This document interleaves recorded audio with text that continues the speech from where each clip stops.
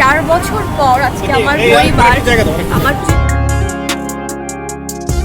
দীর্ঘ 4 বছর পর শাকিব খানের বাড়িতে এলো নায়িকা শবনম বুবলি। বিভিন্ন ঝামেলার কারণে এতদিন শ্বশুরবাড়িতে পা দিতে পারতো না এই নায়িকা। তবে সম্প্রতি বুবলির প্রেগনেন্ট হওয়ার খবরটি শাকিবের মা জানতে পারে। খবরটি শুনে সাথে সাথে শাকিবের মা বুবলিকে নিজের বাড়িতে ডাকেন।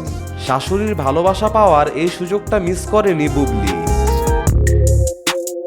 বড় ভাইরা বড় বোনেরা সবাই আছে একসাথে। পরিবার তো পরিবারই, এটা আসলে বলার অপেক্ষা রাখে না। তবে সবার সাথে দেখা হওয়া, মজা হওয়া সবকিছু আসলে মিস করি। ক্যামেরার সামনে হঠাৎ শাকিবের মা বুবলিকে জিজ্ঞেস করে, তুমি শাকিবের পরিবারকে বেশি মিস করো নাকি শাকিবের পরিবার তোমাকে বেশি মিস করে? উত্তরে বুবলি জানায়, পরিবার যতটুকু মিস করে আমি ওদের থেকে একটু পিছিয়ে আছি। যেটা মনে হলো আজকে সবার ভালোবাসা দেখে সবাই এখানে সবাই আমাকে বেশি মিস করে মনে হচ্ছে। বুবলি শাকিবের মায়ের সাথে দেখা করেছে, এটা শুনে খুব খুশি হয় শাকিব খান। ভালোবাসা প্রকাশ করার জন্য সাথে সাথে ফোন দেয় বুবলির নাম্বারে। চলুন আমরা তাদের ফোনালাপটি শুনে আসি। অপুকে তুমি কি বলে সম্বোধন করো? আসলে ওই কনভারসেশনটাই কখনো হয় না, আমি শুধু ছোট্ট বলছি, মানে ওনার সাথে আমার কোনো কথা হয়নি, কথা বাট হতো না। কথা হলে তো ডেফিনেটলি কখনো কথাও হয়নি? কিছু বলবো না, না কথা হয়নি বলতে মানে আমাদের আছে না যে একটা হাই হ্যালো বা বিয়ের আগের কথাও আমি বলছি, যখন আমি ফিল্মে আসি তখন তো আর আমি ওনাকে ওভাবে দেখিনি বা পাইনি। আচ্ছা আচ্ছা তো ওই তখন তুমি ওকে কনভারসেশনটা পাওনি। হয়। তো যেটা বলছিলাম, অপু একটা খুব কি কারণে আমি জানি না, বলছিল যে আমি মানে মানুষ জানাবে যে নামটাকে ঘেন্না করি, আই হেট। তখন আমি একটা জিনিস চিন্তা করছিলাম যে তোমাকে কোনো জিজ্ঞেস করব যে তুমি নিশ্চয়ই তার প্রতি উত্তরে তোমার কি উত্তর দিবা? যখন সেই রকম একজন শিল্পী যখন এটা বলে, তখন তোমার উত্তরটা কি হওয়া উচিত বা কি বলবা তুমি? আমি বা সাকিবকে কি তুমি এটা বিচার দিয়েছিলে কিনা? না না, আমি কখনোই কোনো কিছু নিয়ে কাউকে বিচার দেই না। আমি ওই মানুষটাই না ভাইয়া, কারণ আমার কাছে মনে হয় যে আসলে প্রথমত একজন মানুষ হিসেবে আরেকজন মানুষকে আমরা কখনোই ঘৃণা করতে পারি না, কারণ আমরা সবাই মানুষ। দিন শেষে আমাদের সবাইকেই মারা যেতে হবে, এই পৃথিবী কিছুই না। আর ঘৃণার বদলে আমি ঘৃণা ছড়াতে চাই না, আমি ভালোবাসা ছড়াতে চাই। আমি আসলে আমার কাছে মনে হয় যে ওই যে আমি একটু আগে যে কথাটা বললাম বাবু ভাই, এ বিষয়ে অপু বিশ্বাস আরো কিছু কথা বলেছেন। চলুন আমরা শুনে আসি। উনি ঘৃণা কেন করেন সেই প্রশ্নটা উনি আয়নার সামনে দাঁড়িয়ে হয়তো নিজে নিজেকে করলেন। তোমার কখনো ইচ্ছা করে নাই অপুকে গিয়ে একদিন বলতে যে দিদি তুমি যে আমাকে বলো তুমি আমাকে অপছন্দ করো, কিন্তু দোষ থেকে আমার একা, তুমি আমার জায়গায় থাকতে কি করতে?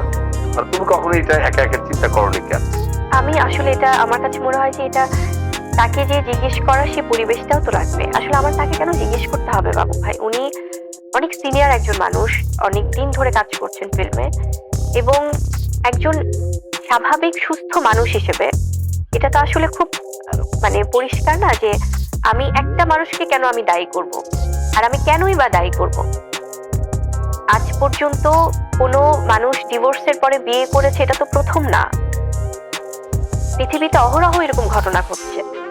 এবং আরেকটা জিনিস কি ভাইয়া, বাংলাদেশের প্রেক্ষাপটে বলি বা পুরো ওয়ার্ল্ড ওয়াইড দৈনিক এত এত ডিভোর্স হচ্ছে, এত এত মানুষ আবার রিলেশনে জড়াচ্ছে, তাদের সম্পর্কে জড়াচ্ছে, সবগুলোতে তো কি বুবলি আছে? অপু এটা বলেছে বা পূজাচির বলছে যে তোমার শুধুমাত্র তোমার সন্দেহের জন্য পূজাচির সাথে শাকিব খানের একটা সুন্দর জুটি হয়ে ওঠে। পূজাচিরি ওর সাথে আসলে আমার 2-1বার প্রোগ্রামে দেখা হয়েছিল, বিভিন্ন অ্যাওয়ার্ড প্রোগ্রামে। সেখানে হাই হ্যালো এবং খুব আমরা সুন্দর করে কুশল বিনিময় করেছি। এবং আমাদের আন্টি, যিনি আসলে এখন নেই, উনি গত হয়েছেন, এবং আন্টির সাথেও খুব সুন্দর আমার কনভারসেশন হয়েছে। সৃষ্টিকর্তা ওনাকে ভালো রাখুক, যেখানেই রাখুক। ওর সাথে আমার কখনো কোনো প্রবলেম হয়নি এগুলো নিয়ে। এবং এই যে একটা মিথ্যা গুজব ছড়ানো, আমাকে জড়ানো এসবে, যে সাকিবের বাসায় কখনোই না। পূজাকে হাতে নাতে ধরেছো, তারপর মারামারি হয়েছে, ছি ছি ছি ছি, মানে কখনোই না।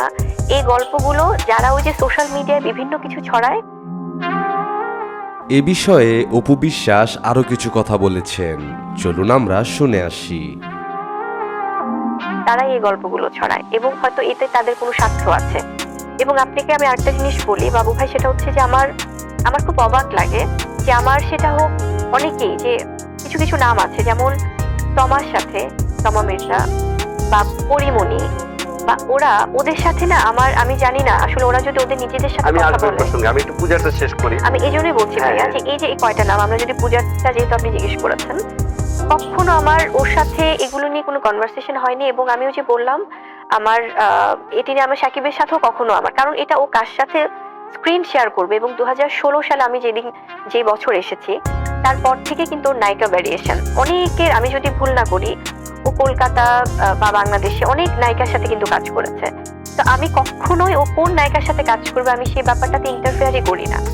এবং আমার পূজার সাথে সন্দেহ করে ওর সাথে এটা আমার প্রশ্নই ওঠে না, কারণ আমার ওর সাথে তো কখনো সেটা নিয়ে প্রবলেম হয়নি পূজার সাথে। মানে বিষয়টা কোন পর্যন্ত গেছে, কোন পর্যন্ত? যে এবং পূজা আমেরিকায় যাওয়ার কথা, এবং পূজা আমেরিকায় যাওয়ার পর তারা বিয়ে করবে, বুবলি এটা জেনে গেছে, এবং যে মায়া নামে তুমি সিনেমাতে অভিনয় করেছো, এই মায়ার নায়িকা, মায়া নামে একটা সিনেমা অলরেডি হিমেল হাসান করার কথা ছিল, এবং তুমি তড়িঘড়ি করে যেন সেই নামে আর সিনেমা করতে না পারে এই জন্য তুমি এই সিনেমাটি, মায়া নামের সিনেমাটি তড়িঘড়ি করে করিয়েছো। একদমই না।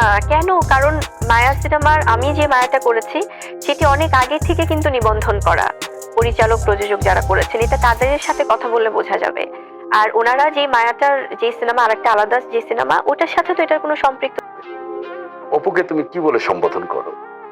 আসলে ওই কনভারসেশনটাই কখনো হয় না। না, আমি শুধু একটু ছোট বলছি, মানে ওনার সাথে আমার কোনো কথা কথা হয়নি, বাট হতো না। কথা হলে তো ডেফিনেটলি কখনো কথা হয়নি? কিছু বলবো না। না, কথা হয়নি বলতে মানে আমাদের আছে না যে একটা হাই হ্যালো বা বিয়ের আগের কথাও আমি বলছি, যখন আমি ফিল্মে আসি তখন তো আর আমি ওনাকে ওভাবে দেখিনি বা পাইনি। আচ্ছা আচ্ছা, তো ওই তখন তুমি ওকে কনভারসেশনটা পাওনি। হয়।